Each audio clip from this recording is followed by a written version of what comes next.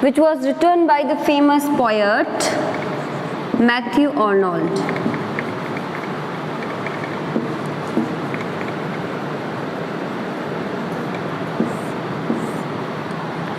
Okay, so scholar gypsy का जो meaning है वो मैंने आपको पहले ही बता दिया, फिर से हम रिपीट कर लेते हैं। स्कॉलर यहाँ पे इसलिए क्योंकि जो स्टोरी दी गई है इसमें वो एक स्टूडेंट की स्टोरी है। स्टूडेंट की स्टोरी यानी 17th सेंचुरी का एक स्टूडेंट है जो ऑक्सफोर्ड यूनिवर्सिटी में पढ़ता है और उसने अपनी पुअर्टी की वजह से अपनी जो पढ़ाई है वो छोड़ दी है और जिप्सीज़ को ज्वाइन कर लिया। जिप्सीज़ का भी हमने मीनिंग जान लिया था। जिप्सी का मतलब होता है जो बंजारे लोग हैं वो, यानी उसने जिप्सीज़ का जो ग्रुप है उसको ज्वाइन कर लिया था अपनी पढ़ाई छोड़ के, इसलिए इसका टाइटल जो है वो द स्कॉलर जिप्सी रखा गया। ओके, इस पोइम के हमने फर्स्ट और सेकंड स्टैंजा को कंप्लीट कर लिया और ये जो पोइम है वो एक बुक से ली गई है। बुक का नाम है द वैनिटी ऑफ डॉगमेटाइजेशन या डॉगमेटाइजेशन, जो लिखी गई है जॉन ग्लैविन के द्वारा। ये बात भी मैंने आपको लिखवा दी थी। होप आप मेजर पॉइंट्स जो है वो साथ साथ में लिख रहे हो ताकि आपकी जो मेजर पॉइंट्स है वो साथ साथ में आपको याद होते चले जाएं। तो ये जो पोइम है जैसा कि हमने पढ़ा था, ये पोइम अगेंस्ट इंडस्ट्रियल रिवोल्यूशन जो है उसके अगेंस्ट लिखी थी और एक एलिजी है। एलिजी किस टाइप की? एक पेस्टोरल एलिजी। पेस्टोरल एलिजी में हमने जान लिया था कि पेस्टोरल एलिजी में जो शेफर्ड होगा या जो सिनेरियो टाइप का सीन होगा वो दिखाया जाएगा, जैसे पहाड़, झरने, गांव का सा परिवेश, ये सब दिखाया जाएगा। रूरल एरिया उसमें दिखाया जाएगा। लेकिन एलिजी हमेशा किसी के डेथ पे गाया जाने वाला गीत हम कॉमनली मानते हैं, लेकिन ये जो एलिजी है वो किसी की डेथ पे नहीं लिखी गई है, किसी की डेथ पे नहीं गाई जा रही है। ठीक है, तो स्कॉलर जिप्सी का फर्स्ट स्टैंजा हमने पढ़ा था जिसमें हमने पढ़ लिया था कि एक शेफर्ड है, उसे बोला जा रहा है कि जाओ जो भेड़ें हैं उन्हें ऊपर हिल पे जाके खोल दो, और हिल्स पे क्या दिखाई दे रही है? सिर्फ भेड़ ही दिखाई दे रही है, क्योंकि सब जो लोग हैं वो शाम के समय अपने अपने घर जा चुके हैं। जो खेत खलिहान वाले लोग हैं, जो किसान हैं, वो सब अपने अपने घरों को जा चुके हैं, इसलिए जो वाइट शिप्स जो है वही उधर दिखाई दे रही है। तो शेफर्ड को बोला जा रहा है उसके फ्रेंड के थ्रू कि जाओ उस हिल पे जाके उन्हें खोल दो, उस पेन में उन्हें खोल दो, ताकि जहाँ वो घास लगी हुई है वो ज़्यादा बड़ी ना हो जाए और उस घास को वो खा ले।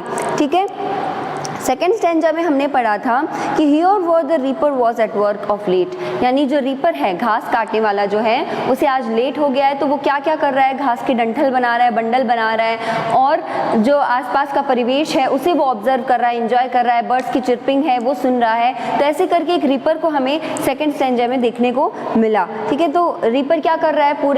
पूरा मौसम है, आसपास का जो सराउंडिंग है उसे देख रहा है, चिरपिंग ऑफ बर्ड सुन रहा है। आज हम पढ़ेंगे इस वीडियो में इसका जो थर्ड स्टैंजा है वो। होप आपको फर्स्ट और सेकंड स्टैंजा अच्छे से समझ में आ गया होगा। तो जो थर्ड स्टैंजा है, screened is this nook over the high, half reaped field, and here till sundown shepherd will I be. Through the thick corn the scarlet poppies peep, and brown green roots and yellowing stalks I see. Pale pink convolvulus in tendrils creep, and air-swept lindens yield. This scent and rustle down their perfume shower of bloom on the bent grass where I am laid, and bower me from the August sun with shade, and the eye travels down to Oxford's towers. अब यहाँ पे इस third stanza में point Matthew Arnold हमें एक ऐसी scenario या फिर एक ऐसा दृश्य हमें दिखा रहे हैं जिसमें ऑक्सफोर्ड यूनिवर्सिटी की जो पिलर्स है, जो पोल्स हैं वो दिखाई दे रहे हैं, यानी जो टावर्स है ऑक्सफोर्ड यूनिवर्सिटी के वो दिखाई दे रहे हैं, और एक रेस्ट बताया गया है। देखिए हम इसे line by line explain. Pale pink convolvulus in tendrils creep, and air-swept lindens yield. This scent and rustle down their perfume shower of bloom on the bent grass where I am laid, and bower me from the August sun with shade, and the eye travels down to Oxford's towers. अब यहाँ पे इस third stanza में point Matthew Arnold हमें एक ऐसी scenario या फिर एक ऐसा दृश्य हमें दिखा रहे हैं जिसमें ऑक्सफोर्ड यूनिवर्सिटी के जो पिलर्स हैं, जो पोल्स हैं, वो दिखाई दे रहे हैं, जो टावर्स है ऑक्सफोर्ड यूनिवर्सिटी के वो दिखाई दे रहे हैं, और एक रेस्ट बताया गया है। देखिए हम इसे लाइन बाय लाइन एक्सप्लेन करते हैं। एक हमें परिदृश्य देखने को मिलेगा, इसमें एक सीन देखने को मिलेगा। स्क्रीन्ड इज दिस नुक ओवर द हाई। नुक ओवर द हाई का मतलब यहाँ पे है कि ये जो स्क्रीन दिखाई दे रही है उसमें क्या दिखाई दे रहा है, एक सनसेट दिखाई दे रहा है। तो सनसेट की यहाँ पे बात की जा रही है। हाफ रीप्ड फील्ड, जो हाफ रीप्ड यानी अभी आधी फसल की कटाई हुई है, उस खेत से वो सनसेट जो है वो होता हुआ दिखाई दे रहा है। And here till sun down, जो सन है वो डाउन होता चला जा रहा है। शेफर्ड विल आई बी, तो वो जो फ्रेंड है वो शेफर्ड को बोल रहा है। यहाँ पे फ्रेंड जो है वो है ऑर्थर ह्यूग क्लॉग। ये ऑर्थर ह्यूग क्लॉग जो है वो मैथ्यू आर्नोल्ड के फ्रेंड रह चुके हैं। इन पे इन्होंने एलिजी भी लिखी है और पोइम भी लिखी है, और जो शेफर्ड है यहाँ पे वो मैथ्यू आर्नोल्ड खुद को बता रहे हैं। ठीक है, तो शेफर्ड विल आई बी, क्या मैं भी ऐसे मतलब चल सकता हूँ? जो सनसेट है वो होने वाला है, तो क्या सब घर को चले गए, भेड़े हैं जो वो चल रही है, तो क्या मैं भी अपने आप घर को जा सकता हूँ? ऐसे वो बोल रहे हैं अपनी फ्रेंड से।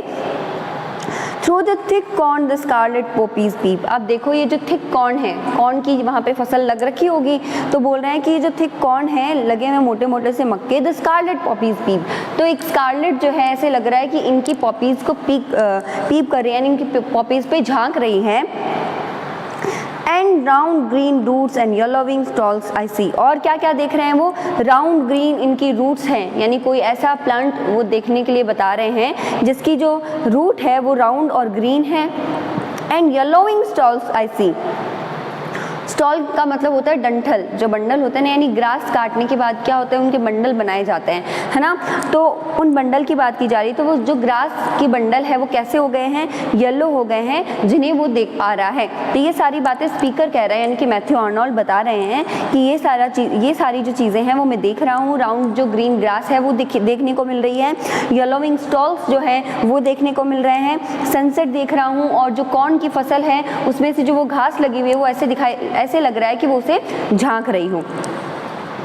And airs pale pink convolvulus in tendrils creep. Convolvulus एक प्रकार का ट्री है, एक प्रकार का प्लांट है, तो उसकी बात की जा रही है कि उसके ऊपर एक क्रीप लगी हुई सी दिखाई दे रही है, यानी एक बेल दिखाई दे रही है उसके साथ, जो क्या हो चुकी है? पीली पड़ चुकी है, पेल हो चुकी है। And air swept linden yield, और एयर जो है वो स्विप हो रही है। कहाँ से स्विप हो रही है? कहाँ से गुजर रही है? एक पेड़ का प्लांट या पेड़ का नाम बताया गया है, लिंडल सील्ड, ठीक है ना। लिंडन नाम का जो पौधा है उससे वो पास हो रही है। Their scent and rustle down their perfume शॉ, और उस हवा के साथ उन सभी जो प्लांट्स और फ्लावर्स हैं उनकी क्या आ रही है? सेंट आ रही है, खुशबू आ रही है। रस्टल डाउन देयर परफ्यूम शॉ, और मैं उस परफ्यूम के नीचे बैठा हूँ, ऐसा लग रहा है, यानी बहुत तरह की जो खुशबू है उस हवा के साथ मैं महसूस कर सकता हूँ, और ऐसा लग रहा है मैं उस खुशबू के नीचे हूँ। ठीक है। Of bloom on the bent grass where I am laid. अब वो बता रहे हैं कि मैं कहाँ पे बैठा हूँ, मैं कहाँ पे हूँ? मैं लेट हूँ, यानी कि मैं सोया हुआ हूँ। कहाँ पे?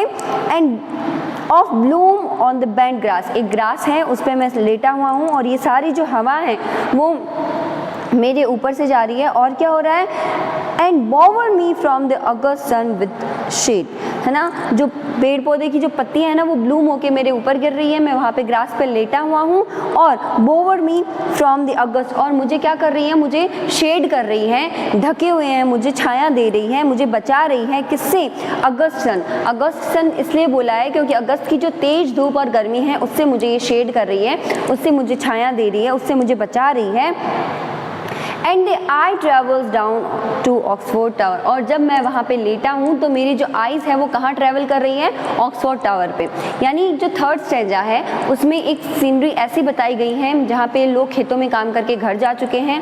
जो शेफर्ड है वो हारा थका है तो वो लेट गया है ग्रास पे, और ग्रास पे लेटे लेटे उसे अलग अलग खुशबू आ रही है। कॉर्न को वो देख रहा है, डंठल वो देख रहा है, फिर वो ये बता रहा है कि जो उसके ऊपर का जो ट्री है वो उसे ऐसे लग रहा है शेड दे रहा है, इतनी जो तेज धूप है उससे से बचा रहा है। और उसके बाद वो जब आसपास चारों ओर अपने देखता है तो उसे क्या दिखाई देते हैं, जो ऑक्सफोर्ड यूनिवर्सिटी के टावर्स हैं वो दिखाई देते हैं। यहाँ पे ऑक्सफोर्ड को इसलिए मेंशन किया गया है क्योंकि यहाँ पे उस स्कॉलर की बात की जा रही है जो जिप्सीज को ज्वाइन कर चुका है ऑक्सफोर्ड यूनिवर्सिटी को छोड़ के। तो ऑक्सफोर्ड के आसपास का जो सीन है, परिदृश्य है, वो हमें यहाँ पे पॉइंट दिखा रहे हैं कि उस समय में 17वीं सेंचुरी में जो ऑक्सफोर्ड यूनिवर्सिटी के आसपास का जो सराउंडिंग है वो कैसा था।